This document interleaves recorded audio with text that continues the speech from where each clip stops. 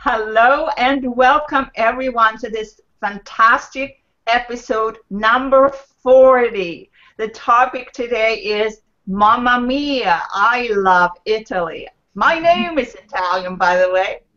Anyway, Connections Forum offers interviews and talks about the most important areas in our life, such as handling intimate relations, nurture conscious awareness, and expressing yourself and how to continue your healing process. The purpose of Connections Forum is to inspire you, teach you, and also teach you skills for learning different things to deal with the emotional upheavals that happens to anybody from time to time. And all episodes are recorded and posted on our website, Hangout on Connections. Hello, I'm Margarita Crystal Lotus. I'm an intuitive life and business mentor helping women overcoming stress and emotional issues and so that they can live a more happier life. And now, over to you, Heidi. Yeah, hello, I'm Heidi. As you already know, many of you, I'm a transformational coach and a voice coach and many other things. But today I'm here in my vest, do you say vest, of being in Italy for 30 years. So our show, Mamma Mia Italy, Mamma Mia Italy. I have internet back for about 20 minutes and I was really fearing not to be here with you on this show, Mamma Mia Italy.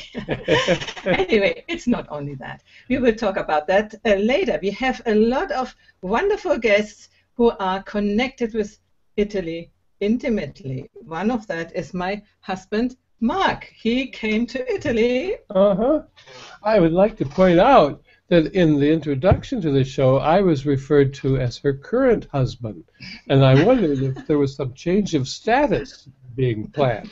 But anyway, I'm here, and I'm here not really because of Italy. I'm here because of Heidi, and so Italy came with the position, so to speak. Though I do know something about it, I visited it several times. And off we go. Off we go. Shall we go over to Laura? Would you like to present yourself? Sure. So I'm a Canadian. My parents are both Italian immigrants. My mother is originally from Rome. My dad is from Pescara, Abruzzo. So in '67, they came to Canada. I was born here in Montreal, Quebec. I still live here. There's a large Italian community here in Montreal. My mother tongue is Italian. I have a lot of uncles and aunts here who have also immigrated from Italy, and I also have a lot of relatives in Italy who I visit from time to time. Not as often as I'd like, but from time to time. Thank you. So let's go over to the man in the panel. The other man, I must say. Oh, yeah. Careful. I am Nazim Beltran here, and just as Mark mentioned, I think I'm under the same trap. I fell in love with an Italian from Milan who tried to live in Miami for a year and a half, too, and she said, no, this is not for me, so I was dragged over to Italy. And I have to say I was not dragged over screaming and shouting because I was very curious about how it would be to be in Italy. I've been here for 22 years, and I have to say that I adore the place. I love it. Wonderful, thank you. And to you, Nutya. So my situation is a little bit like Laura. I was born and raised in Montreal in Canada, but my parents came to Canada when they were in their 30s. So needless to say, we grew up in a very traditional Italian, Sicilian environment. To this day, we've kept all of our traditions. We speak Italian at home, so we've kept our heritage pretty much alive. And then later on, obviously, I mean, my own career, I work in corporate logistics during the day, but have a passion for writing, which I express through a blog that I created. And later on, I expressed it through a book as well that I was writing, which is focused and centered on Italy. So thanks for having me. I'm really happy to be here. Wonderful. And we had also invited a real Italian who is still living in Italian, but he decided that he had birthday today and his friends had a fest for him, and so he decided to go. He didn't tell me that before, but so we are. But we have other guests. We have Mia Voss here. Oh. Oops, where is it? I will bring it up. Where is it? I should be able to do comment tracker. It doesn't work today. Yeah, I have her. Will you do it? Yeah. Yeah. Okay. She is here and she's is wishing us good morning and hi. Very much appreciated that you're checking in on us, Mia. Wonderful. Margarita, I think you have to go on with the comment tracker. Mine doesn't respond. Yeah, I'll do it. And then we have another comment from Elaine, and she and her husband is having the Italy map opened, ready to reference every places that we talk about today. Isn't that so cool? Great, Elaine. Yeah, this is encouragement to who is listening and watching. Give your comments, what you have to say about Italy. And thank you, Elaine, for posting so many photos. Everybody should go and see the photos. I think we have about 20 photos. Oh. Nassim, you posted photos too. So it's quite an impression about Italy.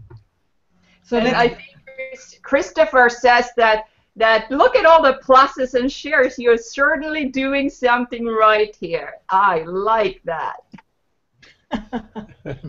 I think what we do right is invite great guests here and talk about a wonderful country. I mean, with all the things, like I said, no internet, no other things, but it is a wonderful country. And I would kick off with that. What is the real beauty which is attracting us and you to Italy? And who wants to go first? Goes first. I'll go first. You? Okay. Yeah. So. Yeah, I thought of it first as a topic that could go either direction. It could be either a plus or a minus about Italy, and I'm choosing to look at it as a plus. If you're in North America, you're probably familiar, I think it was Best Buy's ad campaign with the easy button. And in Italy, there is no easy button. You have to actually talk to people, create relationships, interact, with something other than just, trading money or credit cards for goods. Or things won't happen. You have to create relationships, which for we spoiled Americans is a new experience sometimes. Yeah. Thank you. On that comment, I just wanted to say that it's true that as an outsider, when we look at Italy, a lot of times we just see the pluses. I mean, we see the beautiful history that Italy has. Because we have relatives overseas, every time we go there, it's a joyous occasion. So I just see the pluses. And in my line of business, Italy book tours, readers just love to read books that are set in Italy. There's a fascination with Italy and the contents in books about Italy. I wrote my own novel, and it was set in Italy because I fell in love when I was in Italy, when I was in Rome, when I was in Naples and Gaeta. These are places that, my grandmother is from Gaeta. So all places that have fascinated me. And I think there's a certain fascination with Europe, but specifically with Italy. I think because of the history and the people and the food, of course. Can't forget the food. Don't forget the food. No. Thank you, Laura. That's a very good point. I mean, I do have to say that I've arrived in 1992. My wife brought me over to Milan, Italy, which is where I've been living for the last 22 years. Now, Milan in November, fog, gray, rain. I was coming from Miami Beach, South Beach, sunshine, fun, and all that. The impact was quite severe in the sense I said, okay, let's see.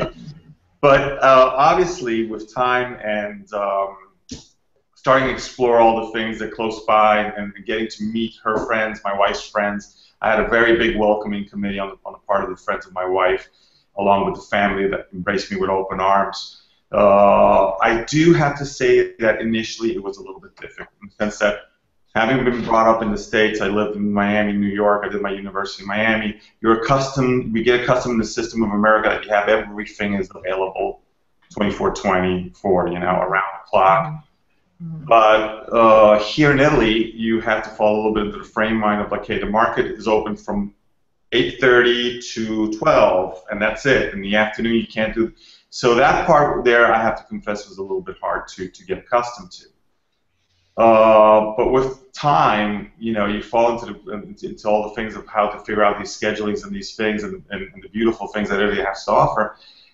And I don't know, it's the way that we live here. I think it's very more family-oriented. Friends are really very close. People in Milan play hard, but they work hard, but they also play hard. So when you take your time off, it's just, vacation-wise, you have a lot more time that I used to have in the States. I can tell you that for sure. And so there's a lot of, as I go along with Mark, there's a lot of pluses. And also with Laura saying that when you come over here, it's like, it is a wonder. The places, the food, the people, and the attitude is kind of like, yeah, it is very relaxed. Especially when you go to the south of Italy, it becomes much more relaxed. And you take kind of like a break from the high pace of life that's very much down, down, down, down, down all the time. And I really adore that. And it's something that I don't think I can sacrifice right now. Yeah. So how is it for you, Nukia? I share the same sentiments as Laura. Being an outsider from here and living in Montreal, there's a very large French community, a very large English community, and it's really nice when we hear them say that their dream trip, or that they're saving money so that they can go and visit all of Italy, is very beautiful. And so we do tend to focus more on the positives. I have family in Milan, Nazim, Monza. I've got family in Venice. I've got family down in Sicily. So when I have traveled there, obviously we focus on the beautiful things. They take us to the landmarks and all the beautiful things. As far as the negatives, I mean, we do hear a little bit, the political instability and the things that we hear, but I guess we choose not to focus on that. We do focus on the great stuff, the food, the fashion, the people.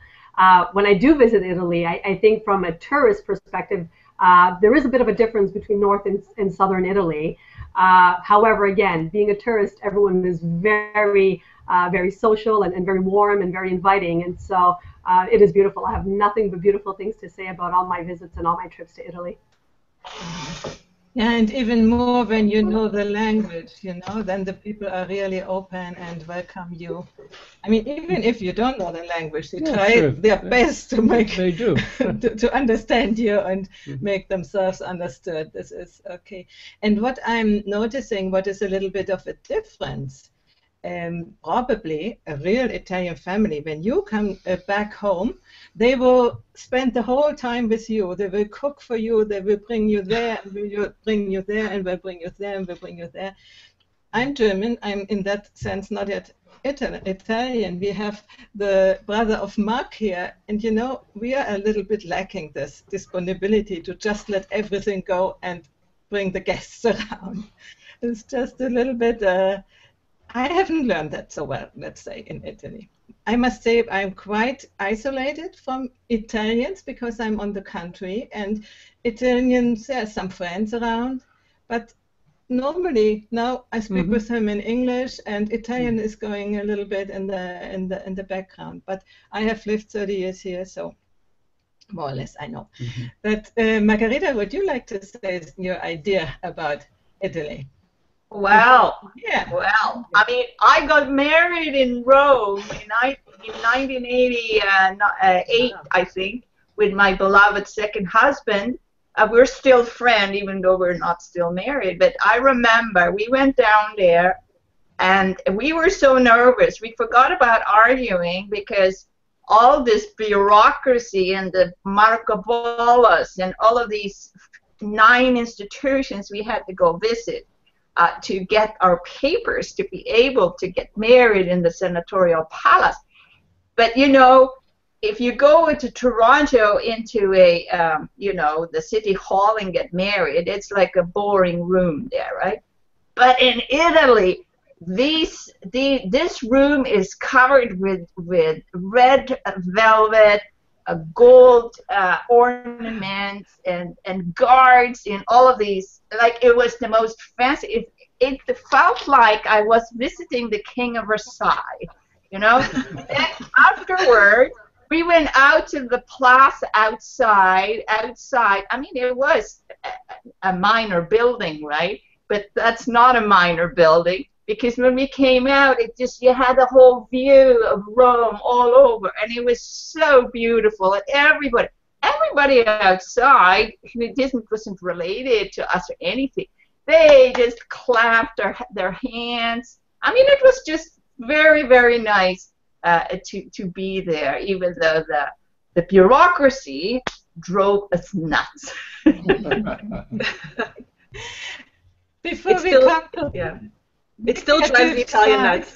bureaucracy, I would like to talk a little bit about art, and also what is Nukia's passion about fashion, which are all specialities, I would say, of Italy. And I wonder what you would like to share about art and whatever is connected. I can share a little bit about my passion. Yes, I said I have a passion for fashion, and I think a lot of it is inspired. You know, I'm Italian, and I live in an area in Montreal where it's very fashion. You know, it's very renowned around the world as well for fashion as well. But a lot of the inspiration comes from my Italian background. I'm not sure if you wanted me to talk a little bit about the book, Heidi, or not, or it is Italian inspired. So I'm not sure if you wanted me to talk about that. Yeah. Okay. So a little over a year ago, I was diagnosed with celiac disease. And so for those who don't know, celiac disease is a severe gluten intolerance. And so in Italy, that is very common. But in North America, it's not as common. And so it takes people many, many years by the time they get diagnosed. So I was sick for 4 years by the time I got diagnosed. So for me, it was like a big bomb fell on me. You know, I'm Italian. How could I get rid of gluten? I love my pasta. I love my pizza. I love my bread. So it was a real problem for me, but I decided that I wasn't going to be a victim. And so I tried to work with it and tried to, you know, tweak some of the recipes to make sure that I can still have, you know, cannolis and stuff like that. And so it inspired me to write a book. So I put my passion of writing into writing a book. So the book is unique in as it talks, it's not only a guide for newly diagnosed celiacs, so it offers practical suggestions, what they need to do. It answers many of the questions that, for instance, I had when I was first diagnosed. And that's the first part of the book. And the second part of the book is recipes, Italian-style recipes. So while I do promote eating naturally gluten-free, there's obviously many recipes that I had to tweak in order to obviously adhere to my new dietary restrictions. So it's a book that's coming out. I'm at the final stages. We're aiming for November 15 for publication. So, and this is just a little bit. I'm not sure if you get to see it there. So very excited, and a lot of my efforts. And it's actually called Going Against the Grain Italian Style. So I'm very proud of it. I'm very proud of it. As soon as it comes out, I will share all details with all of you. That's a great title. Yeah. I like the title. It is. This is your rear arm, isn't it? Recipes and things? We might have lost her for a second. Oh, are you here? I think we might have lost Lucia for a second. Let me see. I just got back. Sorry about that. There you go. Good. I was asking Nassim, you have written a book, or your wife? No, my wife wrote a book. My wife wrote a book called Eating Heart, which is basically available on Blurb, and it's also available on the Apple Store, and we're taking it to the Kindle pretty soon. And it's recipes connected with stories, and it's a very, very nice book. But obviously, I'm biased because my wife wrote it. But it's a really, really nice book. But it's kind of the book was what brought us towards doing our current project, which is Casa Chiesi, which I don't know if I can talk about. It's basically a blog of Italian lifestyle from the point of view of a couple living in Italy. Us two, we explore different places. We invite everybody to check out the website, and if you're on Google Plus, to add the page profile, and you know, on the newsletter, or subscribe to the newsletter. Lots of fun in there. That's my plug for that. Let's go back to Italy. Yeah, I want to encourage you all. Also, Laura, she has to do with books too. Put your information in the comment stream so people can pick it up. And tell us a little bit, Laura, about what you're involved in, because I know from watching your boss's show, but that would be very interesting for those who haven't seen it. Basically, I'm a virtual book tour coordinator, so I help authors and publishers market their books. And a virtual book tour means that your book is touring virtually from blog to blog. So different bloggers will review the book, spotlight it, post a guest post from you on their blog, and so it gets a lot of exposure that way, virtually. It's become very popular among traditional publishers and indie publishers as well. So it's a great way to expose your book worldwide because it's done virtually. So that's what I do. So I'd love to help you promote your book, especially since it's connected to Italy. Thank you. I'll be reaching out to you. Yes, yes. I have a comment from Kate Barbour, and she says the passion is coconut macaroons, gluten-free and originating in Italy. So this is the spot on topic. Do you have a special recipe there that you want to suggest to us? I don't have coconut macaroons, although I can work on it. But I do have amaretti morbidi soft cookies. So there's a few others, a few other interesting recipes too, especially in the sweets section, because that's the part where gluten is the most, with your cookies and your cakes. So I do have some special recipes there. So I look forward to sharing them. But I will work on the coconut macaroons, duly noted. I have to make a note about, because I have a very close friend of mine who used to live in Italy, and he moved to London, and he just found out to be celiac too recently, and it was like he got hit by a train, because it's very, very intense sort of thing, because as you say, you're accustomed to eating all sorts of things. He's a huge Italian food lover, and now he's having serious problems everywhere. When I went to visit him the last time in London, we were like, every place you go, you have to ask every specific ingredient on everything we were going to have for lunch that day, and I was like, and I realized how serious this is. As you know, you never thought it would. And he all of a sudden came out of nowhere. Very strange. Mm-hmm. And the Italians know how to take something and just make it better. I've tried various brands of gluten-free pastas, and of course, the best ones are made by the Italians. I have to say, I made my parents try it, and they didn't even know it was gluten-free pasta. Imagine, it was that good, and it tasted very similar to what we are accustomed to as pasta, macaroni and spaghetti. So I have to say, La Veneziana is one of them. I think Garofalo is another one. Such good brands, Italian brands, that are really good, gluten-free. The Italians know how to make good pasta. Garofalo is a very nice brand. I like Garofalo quite a lot. Yeah, very good. So what would you suggest? I know that Mia Voss wants to come next year to Italy. What would you suggest her to do and to see in Italy? I mean, we are living here. We are sort of used to it. But you, with the eyes of a tourist, what would you recommend? Was that for me or no? For all of them. For all of us, okay. If Mia was to come over to Italy, which I think we have planned for next year, obviously we'd have to see. I think Venice. I mean, I'm in love with Venice. I don't know what it is about Venice. I don't know if it's just all the water. It's similar somehow to Istanbul in the sense that you're on the waterfront. And then the fact that there's no cars, I mean, that alone is a great visit. Obviously, I would like to also take her off the beaten path and show her maybe Camogli, which is a place down in Liguria where I tend to go every week, work-wise, but I also have my mother-in-law there, so that's another part of Italy that's quite interesting that not too many people know about. They know about Portofino, which is close by, but they don't know about about Camogli or Genoa, which is a very interesting city. Then obviously there's the lakes. Everybody goes nuts for the lakes. Right north of Milan, there's Lago Maggiore, which is very, very nice, and Stresa and all those towns like that. Then obviously Rome.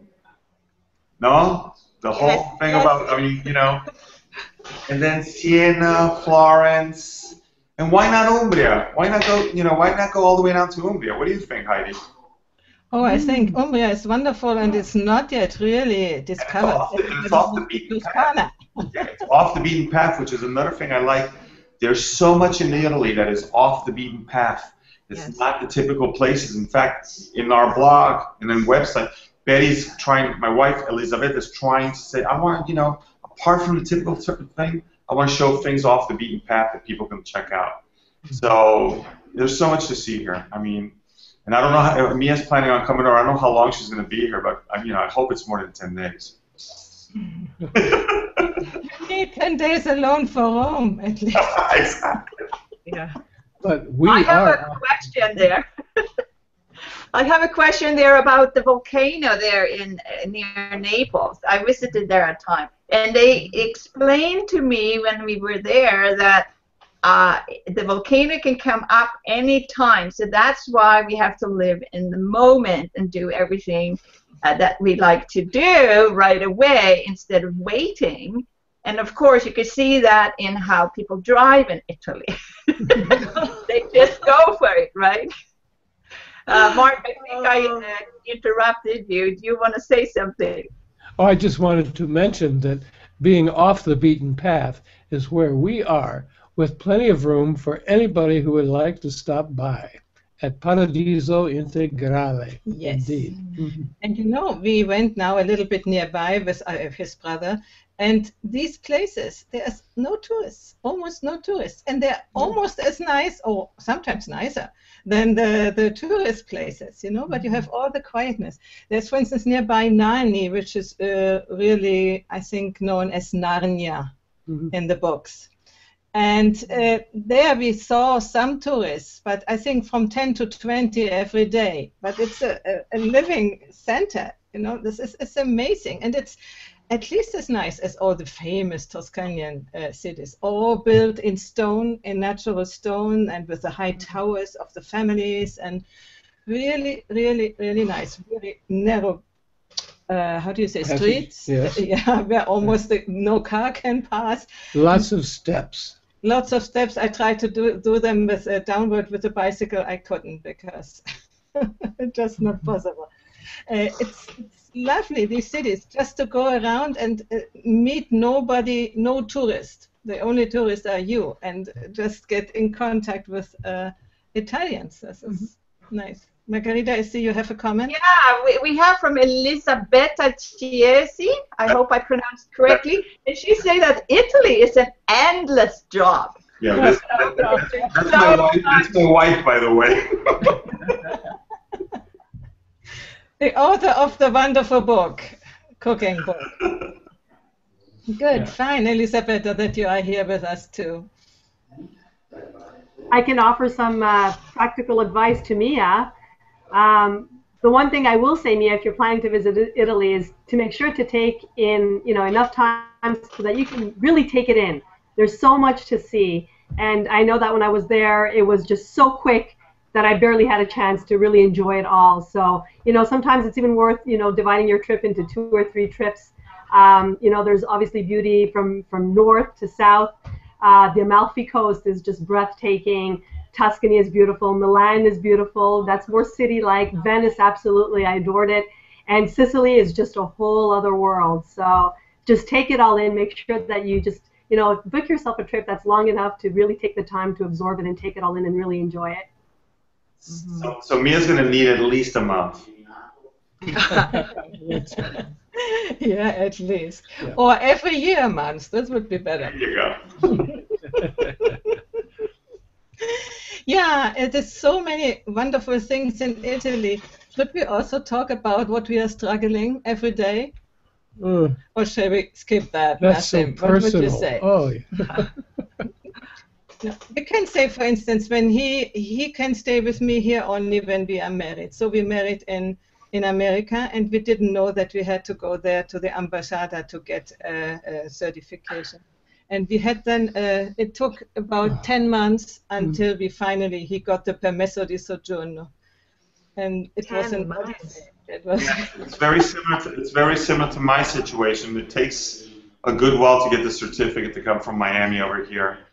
But once you get it, I mean, it's basically, I mean, I didn't have, the fact that you come from America, it's very strange. I had a little anecdote about that.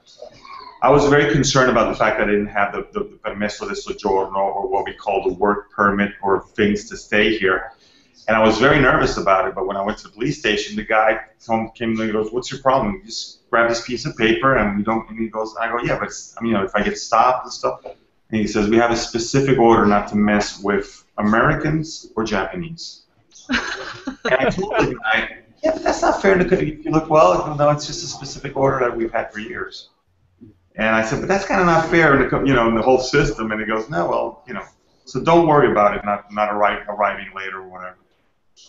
And then I want to just mention one last thing that we didn't touch about Italy that's very important. I used to live in Miami, New York, which is a very crazy, kind of dangerous place. I think Italy, in the sense of guns, control of guns and issues of that nature, it's so much safer. You really go around at night, even in Milan, and you feel safe. There's nothing, this thing of who's going to come and rob you, or you know. So in that sense, I think Italy has a kudos for safety in general, you know, which is very important. Very important. This is strange because the news is that Italy, everybody robs you, you know? Yeah. Because sometimes you hear in the news that how do you say this? They went by with a motorcycle and strapped away your purse. It was a fashion for a while. But you know, it happens. It happens everywhere. But to me, in 30 more years that I'm living here, I was never robbed. In my house, never anybody did anything. I close it now when I go away in this part where I'm living. In the other part, the two part where the flats are, is all open. And never, ever happened anything. It happens sometimes, but you know, I think this is a sort of neighbor struggle, because people find their cellar empty of olive oil or empty of a bacon or something like this.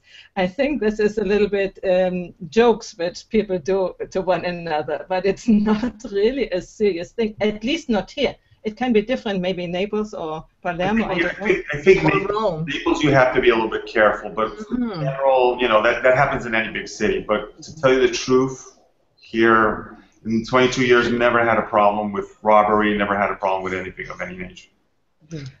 I'll give you my perspective as a tourist. When I visit Rome, my aunt, you know, be careful, don't wear jewelry. I mean, we'd tour Rome all hours of the day. Because it was so hot, we went in the evenings, and we'd come home around midnight. My husband and my children, we took the bus system, the metro system. We had no problems, but my aunt, who's lived in Rome all her life, she was fearful of us. So just be careful, call if you need anything.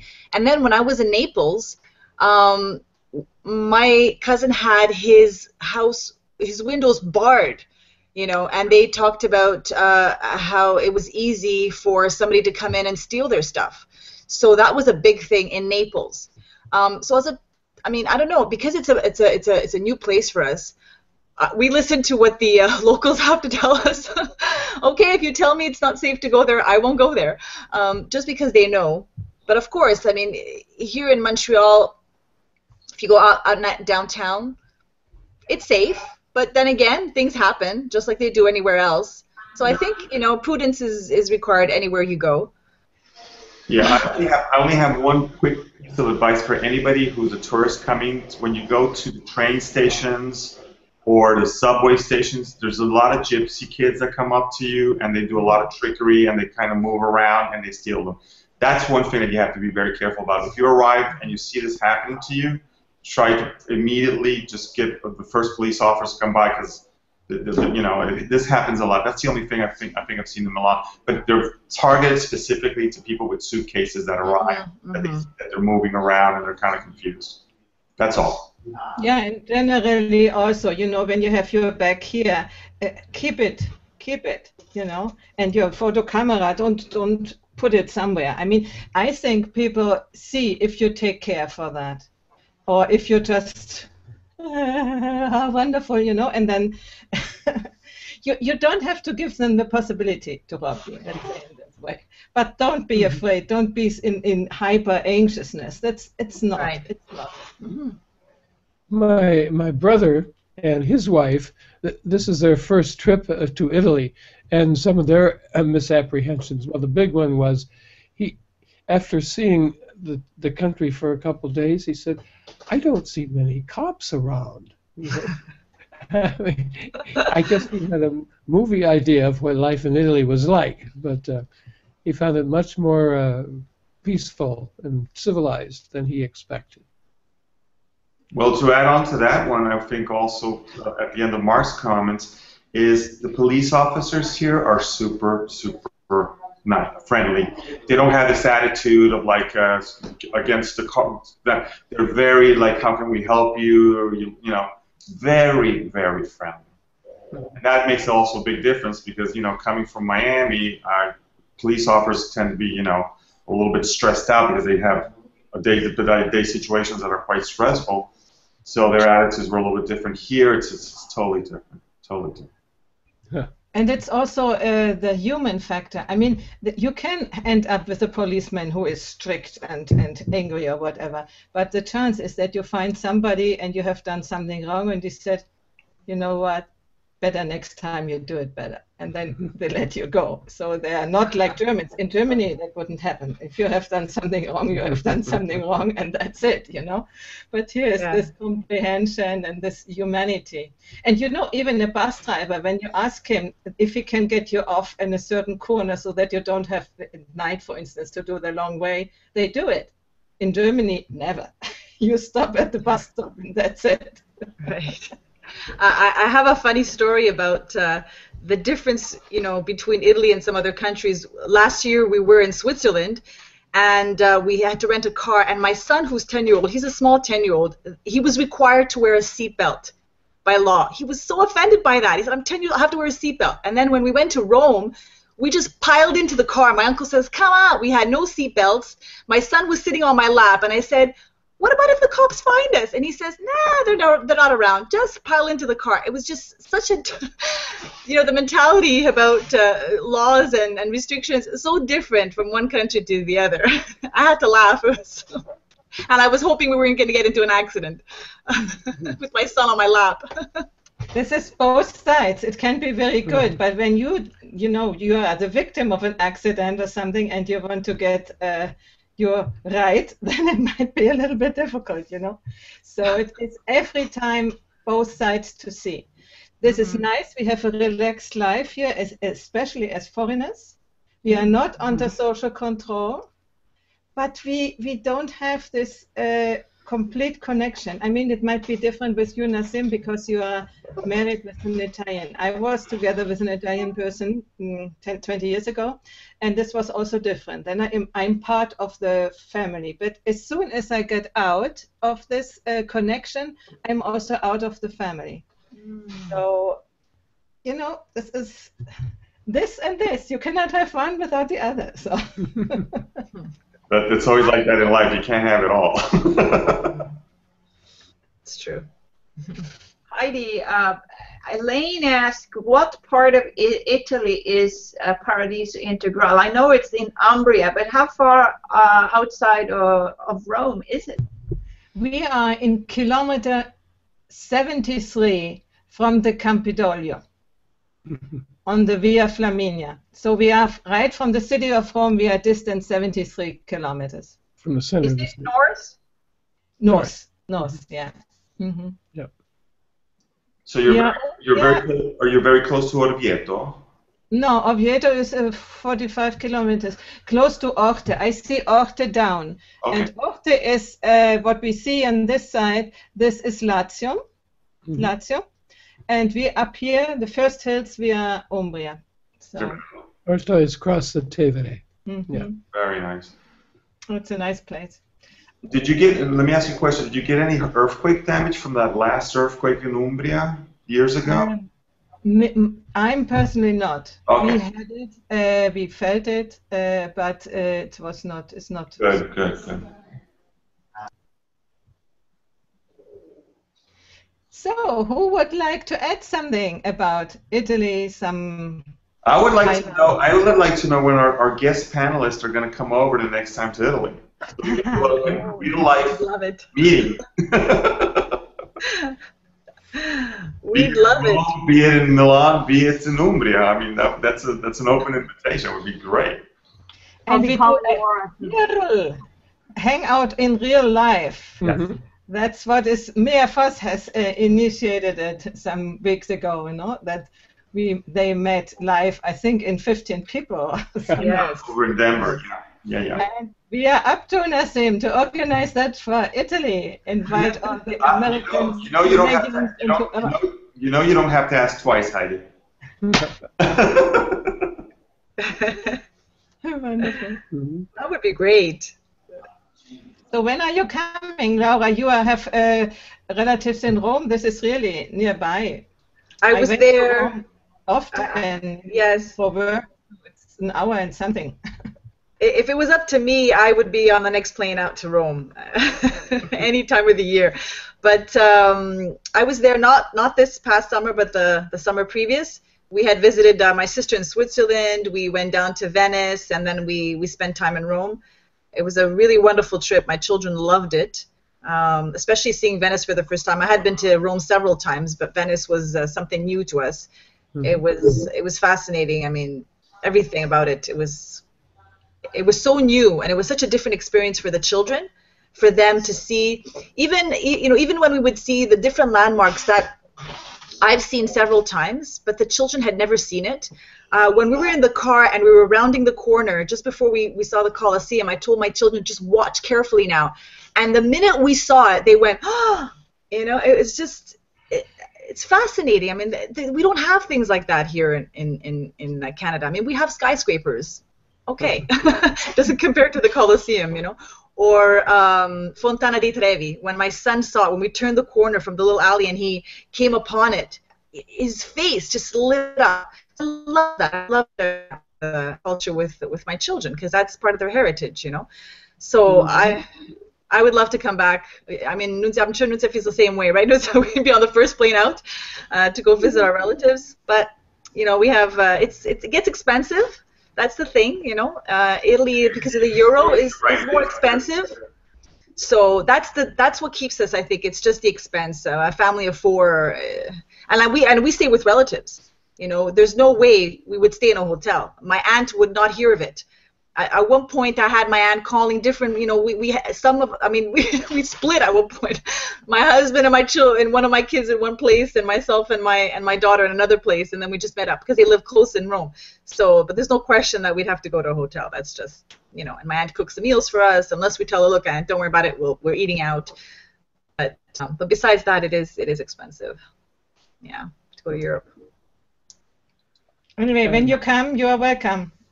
Thank you, Heidi. I'll take you up on your offer. She cooks, yes. But not Italian style, not necessarily. No, that's not. Doesn't matter. We're from Montreal. We eat all kinds of cuisine. Montreal is known for that, so no problem. I'll bring my recipe book. Yeah. There you go. Now we're talking. There we go. We have a comment from Elaine again. How is the winter weather there in Umbria? It can be days very nice. We have had the 1st of January once when we had lunch outside in the sun, and it was wonderful. When there is no wind, it is quite acceptable. When there is wind, the north wind, tramontana, which is really cold, and it is normally over 0 centigrade Celsius, humidity is quite strong. So it's a little bit probably like Milan. In autumn, we have the same thing in winter. Now, up so far, we still had summer. We still have 26, 27 centigrades. So it's lovely. Normally the spring begins early and the winter begins late, so this is fine. But I mean, as long as the houses have a certain way of heating. When I came to Italy, there was no heating nowhere, not even in the hotels and in the restaurants 30 years ago. And we all agreed that we have never have frozen so much in our lives as in Italy. It's now changing a little bit as we have ovens and, no, how do you say, furnaces and also central heating. Also, it is different here because energy is very, very expensive, so we have to take a little bit care. When I see the Americans with cheap gasoline and electricity doesn't cost and they leave everything on, you better don't do that because you pay a lot at the end. But, you know, it is nice, it can be nice, it can be not nice. It's not like, let's say, in Asia somewhere. It's not what you think. It's not as sunny as you would expect, let's say. I had to still visit Sicily because they always tell me that there's sunshine all the time in Sicily. My wife has not taken me there yet, and I would love to check that out because they say it's a phenomenal place to go. Yeah, what I say is here, Umbria and Lazio, I'm quite sure it's other 600-700 kilometers into the south that is completely different. I know in Puglia, their whole year they are growing vegetables which we couldn't grow here. You know, tomatoes, eggplants and stuff. Here they don't grow anymore. So wonderful. We haven't talked yet about fashion and art and whatever we could talk about, but I think we could. I would invite you all, if you can, and also the listeners, the 31st of December, to come to a party, online party, and we will go into the next year together, if you like to. The invitation is here. It will be in the different show, which I begin with Mark in November, and Margarita, you are so kindly invited too.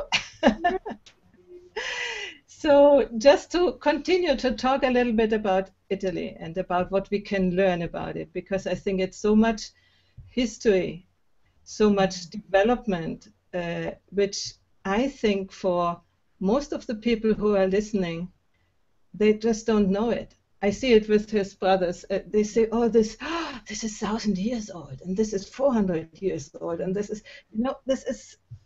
I think we could create something to show you the culture and the beauty of the culture, so that you can come back and see it with other eyes, not only as stones which are lying in the ground.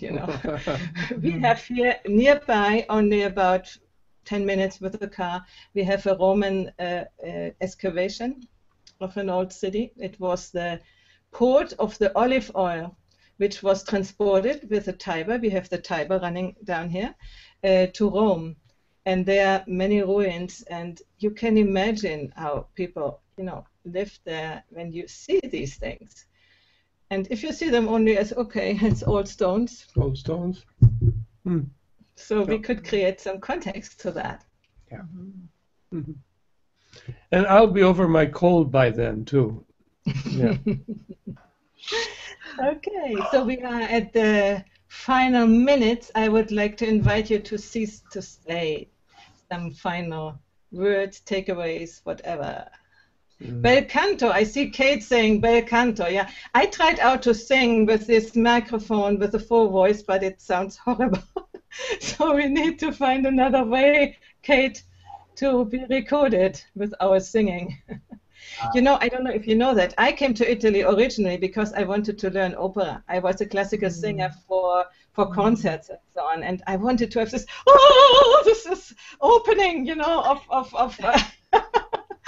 of emotions, and that's why I came here to learn that, and I kept staying here. So I get it all for me. The singing, yeah. You guys are so sweet. Heidi and Mark, you're so sweet. It's so great to hear that. But my takeaway of this is that when you're in Italy, you really get to touch the emotion, the sensitivity of people. They open up to who you are, not just that you're going to get something from anybody, but it's very welcoming. Every time I've been there, it's been like that. So I think we could learn. I mean, I'm Swedish from the beginning, right? And I came to Kingston here now in Canada, and I must say that Italy and Italians are very, very open. And I'm going to certainly see if I can take you up on that invitation to come and visit you, Heidi. Wonderful. Great. Good, good. Yeah. Yeah. Who wants next? I could go next.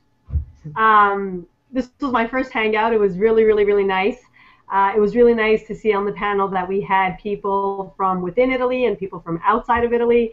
So we got to share different perspectives. And again, Italy is very beautiful. I encourage anyone to visit it, starting with myself and bringing my family there. I have a 9-year-old.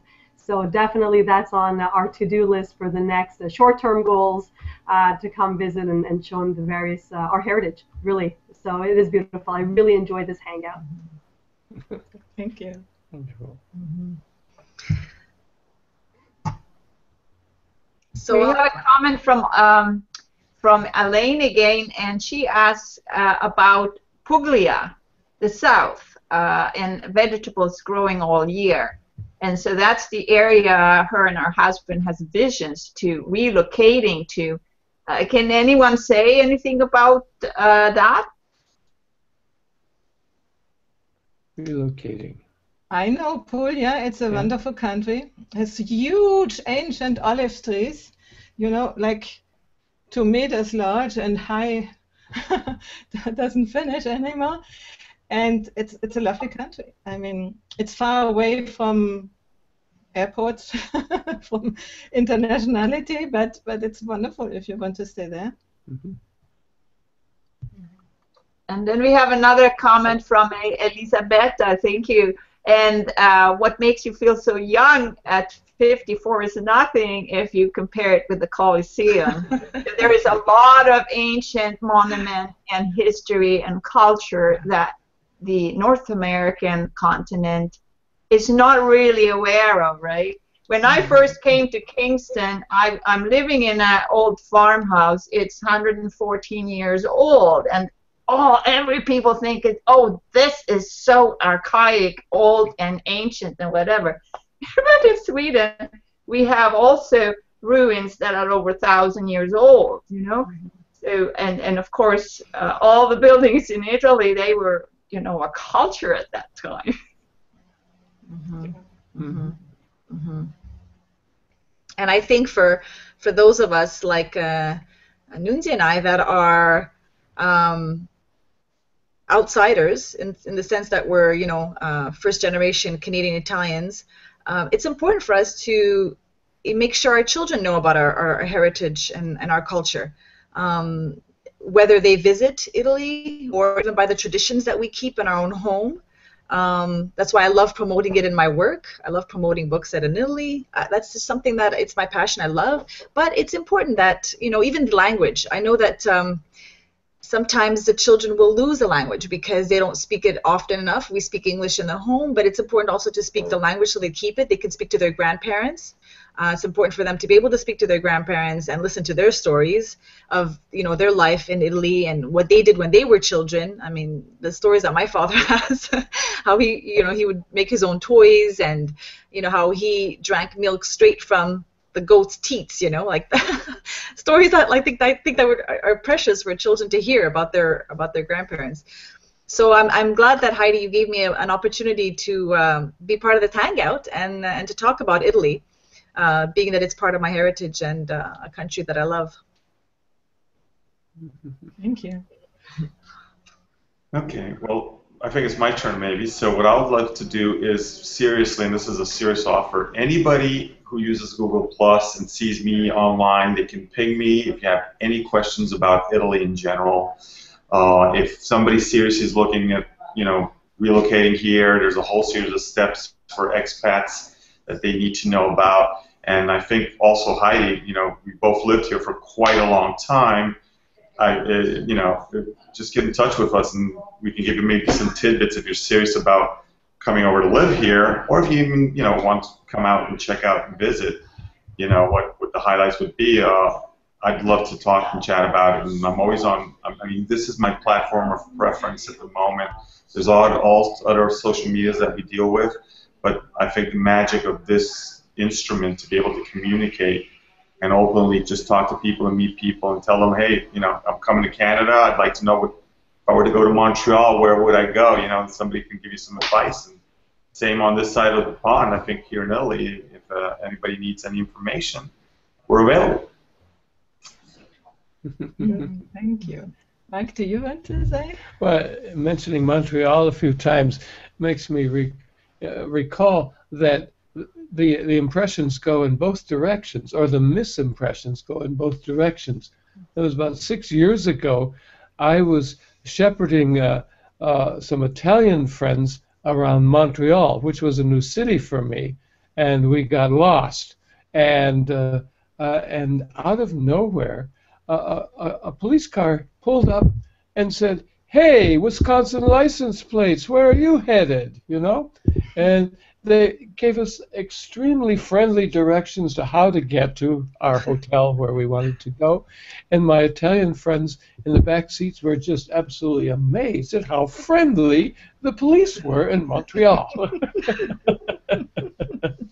it works both ways. We have preconceptions of so many things, and the only way to learn how things really are is go there. Try it out. Right. So true, Heidi. Yeah. Very true. So my takeaway is I was able to do this hangout. Miracles happen sometimes. Telephone, how do you say, telephone connections after 2 weeks finally work again, and internet after 6 or 7 hours works again. So what else do we want? And it supported us in this hangout. So all the preoccupation was in vain. I should know that, you know. It's no use to get preoccupied. Things go as they go. Stay in the moment and do what it is. I'm happy to have you had here, and everybody, and I hope to see you again. And remember, 31st of December. Party! Party! Bye-bye, everybody. Ciao! Bye. Ciao. Ciao. Ciao a tutti.